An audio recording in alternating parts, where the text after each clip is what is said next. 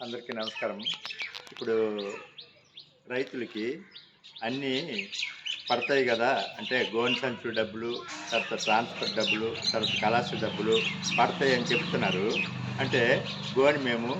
15 ఇచ్చుకుంటున్నాం ఒక plastic bag. దాంట్లో 83 తోస్తున్నారు, తీసుకెళ్తున్నారు బ్రోకర్లు.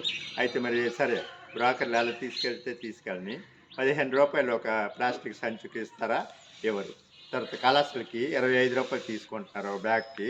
రూ. 25 ఇస్తారా? ఇవ్వరు. తర్వాత ట్రాన్స్‌పోర్ట్‌కి ఇక్కడ నుంచి లెక్కలైతే 7,000, అంటే ఒక బస్తాకి రూ. 70 ఇస్తారా? ఇవ్వరు. మరి ఇన్ని లాసు రైతులకి పడవు కదా. మరి ఎందుకు అలా చెప్తున్నారు ఈ అధికారులు?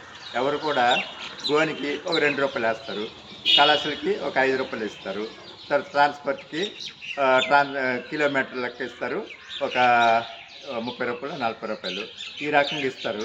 అందుకే రైతులు లాస్ అయిపోతున్నారు.